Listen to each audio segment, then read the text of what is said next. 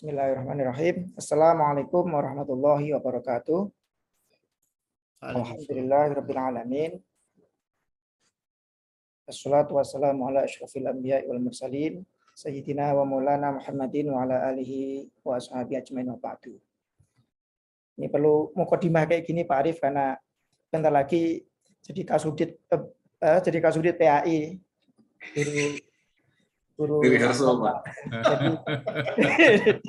Tadi sebenarnya saya pakai peci tapi lupa di mobil tadi. Sebenarnya saya udah mulai membranding pakai peci gitu. Dan sorban, Pak.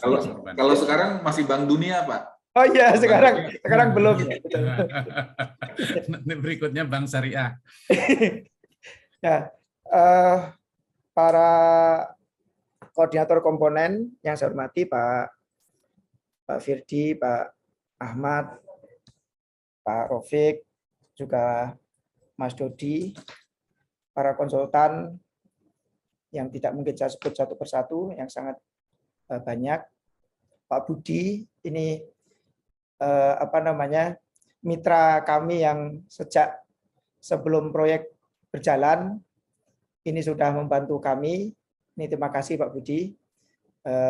Mudah-mudahan apa yang kita lakukan mendapatkan balasan dari Allah Subhanahu wa taala. Juga ini spesial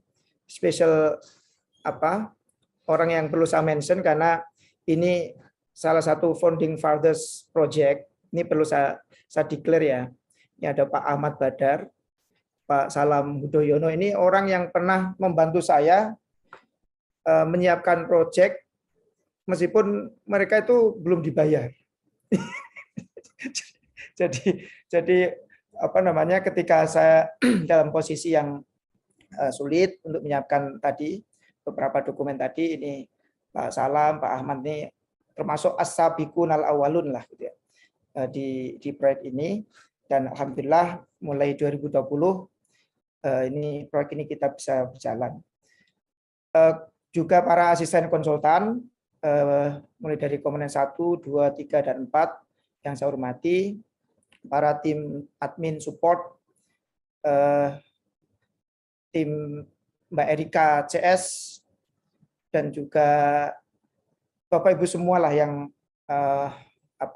tim PMU, seluruh tim dan anggota PMU semua yang saya hormati dan saya banggakan. Pertama-tama meminjam bahasanya Aris dan Kinan, ya, I'm okay, I'm fine. Jadi ini pada nonton nggak ini? Mbak Ina kayaknya nonton ini. Layangan putus, Pak. Layangan putus. Ya. Jadi saya tahu itu karena saya diminta ini istri untuk suruh nonton. Gitu. Saya nggak tahu maksudnya istri apa suruh saya nonton itu. Layangan putus. Yang penasaran nanti silakan bisa download WeTV buat jadi sponsor ini. Itu kode keras dari istri, Pak. Jadi insya Allah I'm fine, I'm okay, no worries. Saya sudah mulai kemarin sudah mencoba switch mental, melupakan terminologi AWP, terminologi POM, terminologi PAD, terminologi madrasah bahkan. Ini yang sulit nanti. Kadang-kadang kita tuh kan sering madrasah, padahal nanti ini yang saya layani ini lebih banyak guru-guru agama di sekolah umum. Jadi dan tadi seperti yang disampaikan Pak Arif, betul sekali bahwa ini adalah peristiwa biasa, tour of duty biasa, dan sejak kemarin saya tuh alhamdulillah itu tidak henti-hentinya membalas japri dari banyak orang, dari berbagai kalangan, mulai dari ada TIK, TIP, teman-teman Kanwil, dan sampai orang yang saya kaget juga kok beliau tahu gitu kan. Itu juga menanyakan mutasi ini dan sebagainya. Dan saya sampaikan bahwa ini adalah tour of duty biasa, penugasan, perubahan penugasan yang biasa dilakukan untuk penyegaran organisasi.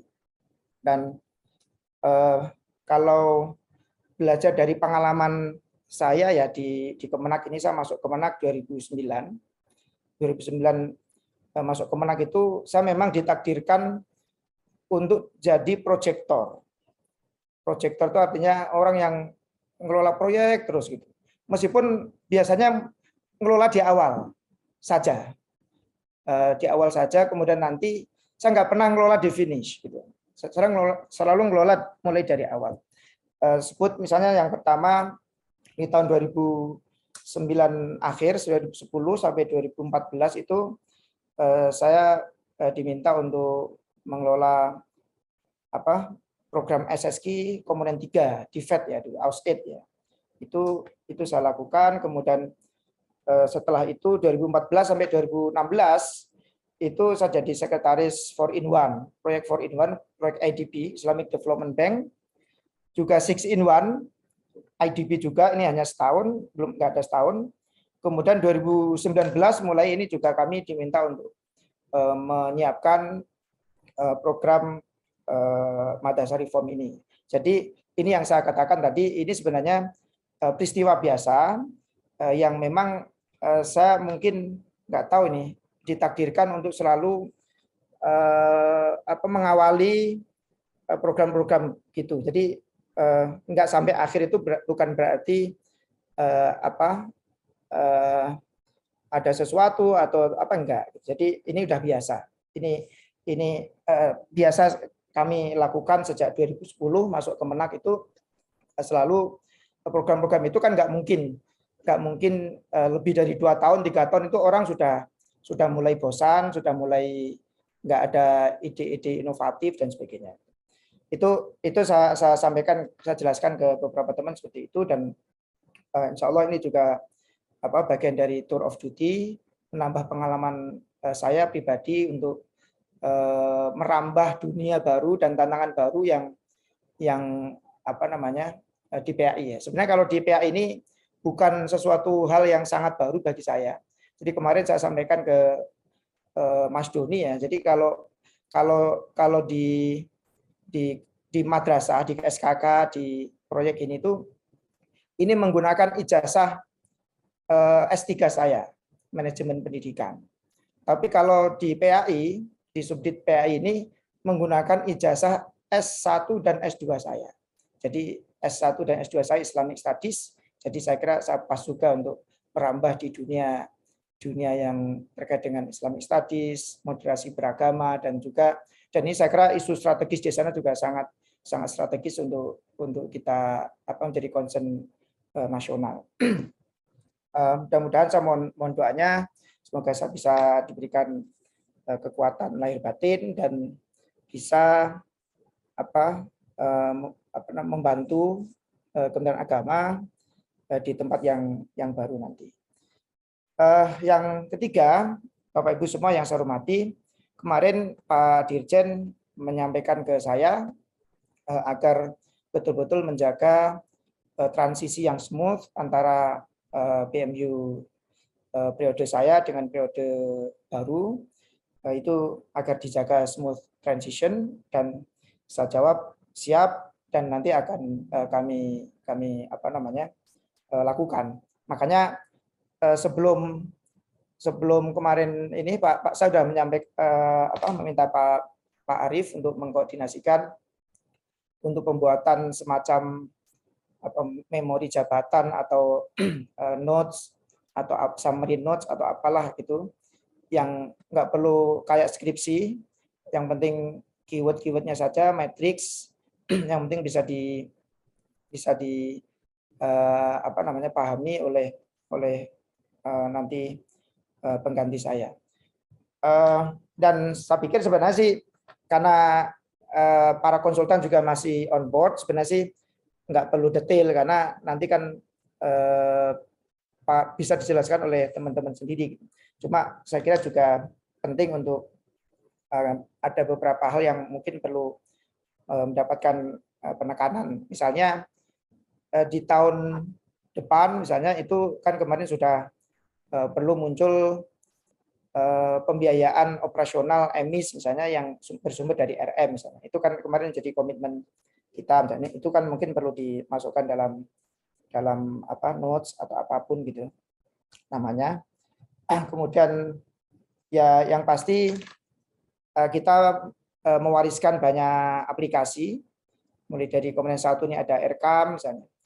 Ini Pak Farman nih kemarin berjanji untuk memastikan ada champion di level internal gitu kan. Ini juga mungkin nanti ini bisa mendapatkan penekanan sehingga struktur manajemen PMU yang baru nanti bisa mengconsider atau mempertimbangkan ini sebagai prioritas untuk dijaga gitu. Agar jangan sampai nanti Pak Farman yang resign itu malah payah gitu. Kalau saya yang resign itu masih ada para konsultan masih aman gitu.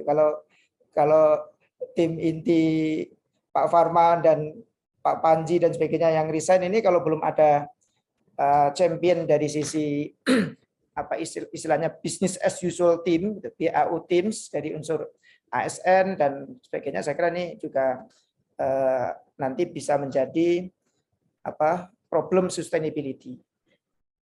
Nah juga problem sustainability ini menjadi penting Pak Arief, mungkin nanti bisa mulai dipikirkan 2022 itu persoalan-persoalan sustainability dalam berbagai kegiatan ya di semua komponen. Saya kira problemnya adalah di sustainability. Kemudian yang isu yang lain ya soal tata kelola yang smart ini saya kira menjadi prioritas ya. Mudah-mudahan ke depan, dan saya yakin dengan adanya pengembangan PM RMS, masih ingat Pak Arif saya PM RMS ini insya Allah nanti ini akan betul-betul menjadi legacy dan juga menjadi branding proyek gitu ya. Kalau orang luar tuh tanya proyek Bank Dunia itu kayak gimana gitu, nanti dengan adanya PM RMS ini saya kira kita bisa menunjukkan kelas kita gitu kan. Bahwa ini kelas kita, kelas proyek kita. Nah, saya mohon maaf dalam 2 tahun ini memang kita belum sampai membawa proyek ini sampai ke level tadi ya. Ketika ada orang melihat tata kelola kita itu udah di grade berapa, itu mungkin masih belum tinggi lah gitu. Tapi platform yang sedang dikembangkan yang dikomandani Pak Arief dan Pak Abdi ini, insya Allah ini nanti akan membawa di tahun ketiga ini akan bisa membawa branding proyek ini secara lebih baik. Itu yang di PM RMS, jadi smart management ya, smart office, apalagi juga ada e-office yang sekarang juga sedang dikembangkan. Jadi memang saatnya ini 2022 ini memanen apa yang kita pikirkan di tahun pertama dan tahun kedua yang memang sebenarnya memang sulit. Itu tahun pertama dan kedua itu karena kita awali proyek ini dengan COVID gitu ya. Meskipun nanti ketika sudah COVID udah hilang, itu suka duka atau kesulitan masa-masa COVID itu kadang-kadang agak terlupakan gitu kan. Jadi saat itu ada apa 2020, 2021. Tapi faktanya memang di 2020, 2021 ini kita mengalami sendiri COVID yang sangat panjang dan ini cukup mengganggu implementasi kegiatan-kegiatan kita. Tapi tahun 2022 ini sudah mulai kelihatan apa yang kita pikirkan, kita rancang di tahun-tahun sebelumnya. Kemudian juga karena tahun pertama dan tahun kedua ini kan kita ibaratnya ini meminjam bahasanya Pak Arief ini kan. Kita tuh lari sambil benerin tali sepatu gitu kan. Jadi konsultan juga belum lengkap. Mulai dari tadi Asabiqunal Awalun Pak Salam, Pak Ahmad, kemudian muncul Pak Bambang, itu kan rekrutmennya itu kan ini ya, enggak satu serentak gitu kan. Sehingga di awal itu ya kerja masih belum sempat juga ininya gitu, karena masih belum banyak gitu, konsultannya belum banyak, timnya belum banyak dan sebagainya.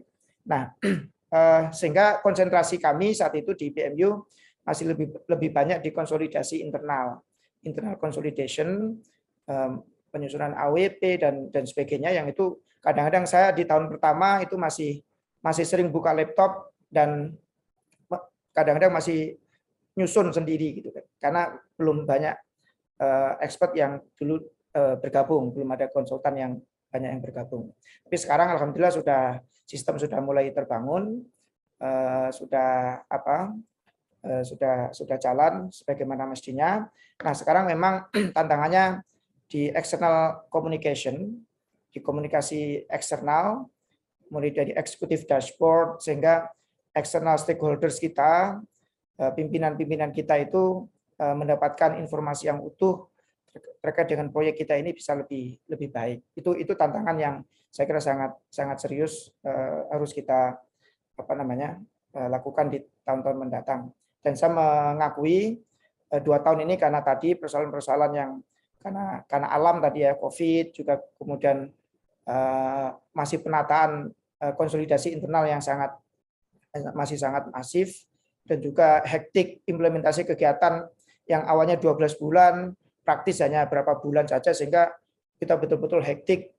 Bu Yeni ini nggak pernah pulang tuh ya, 2020 sampai 2021 ya Bu Yeni ya.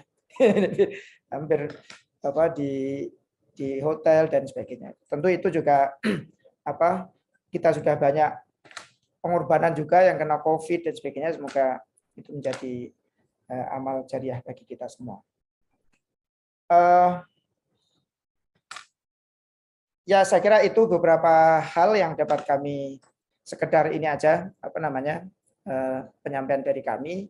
Tentu kami terima kasih banyak kepada Bapak Ibu semua, kepada para konsultan, karena tanpa Bapak Ibu para konsultan ini tentu proyek ini masih stagnan, karena proyek ini membutuhkan concern, membutuhkan dedicated assignment atau dedikasi yang full time ya.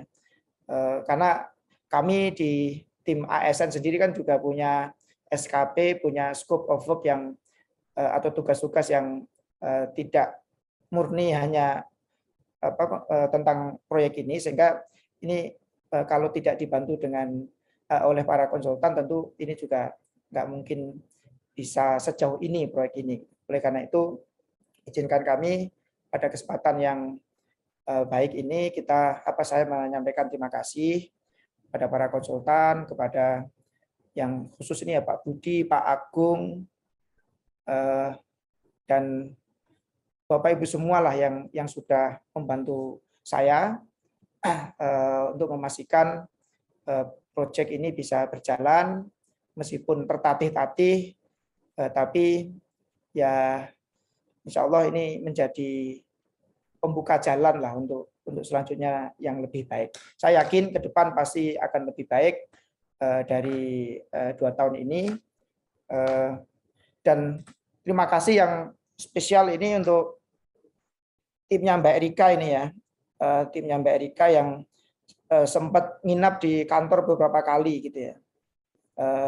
Mungkin teman-teman konsultan ini kalau pengen mendapatkan sensasi ruang kantor HR itu nanti bisa diajak itu Mbak Erika itu. Nginep di kantor yang sekarang di tempat Mbak Ina itu.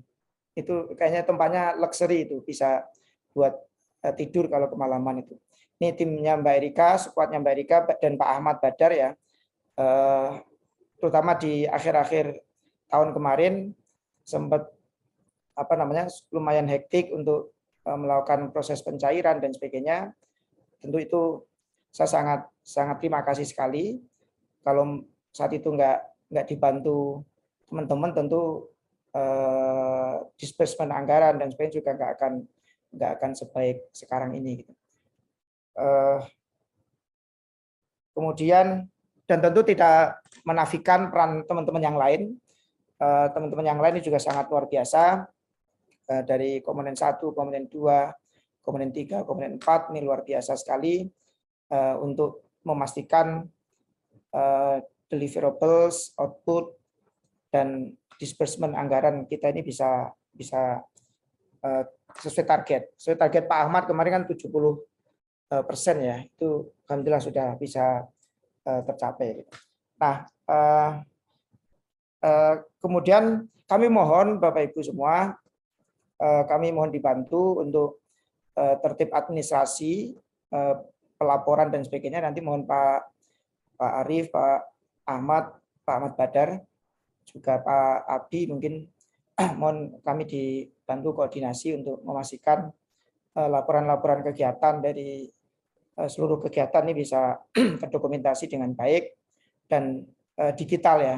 Mas Habib dan Mas Febri nanti kami mohon untuk bisa memastikan seluruh single dokumen, seluruh dokumen yang ada itu ada 2 versi hard copy dan juga versi soft copy. Paling terakhir tentu kami mohon maaf, tentu saya sebagai manusia biasa tentu tidak luput dari salah, khilaf, dan mungkin ada hal-hal yang namanya bekerja komunikasi dalam tim itu kan kadang-kadang nggak sengaja gitu ya. Kalaupun misalnya pernah ada hal-hal yang kurang berkenan, itu berarti itu nothing personal lah gitu. Jadi tidak ada yang personal, tidak ada yang pribadi dan sebagainya. Dan maaf.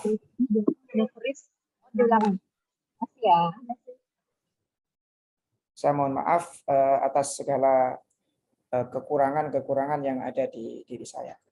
Saya kira ini saja.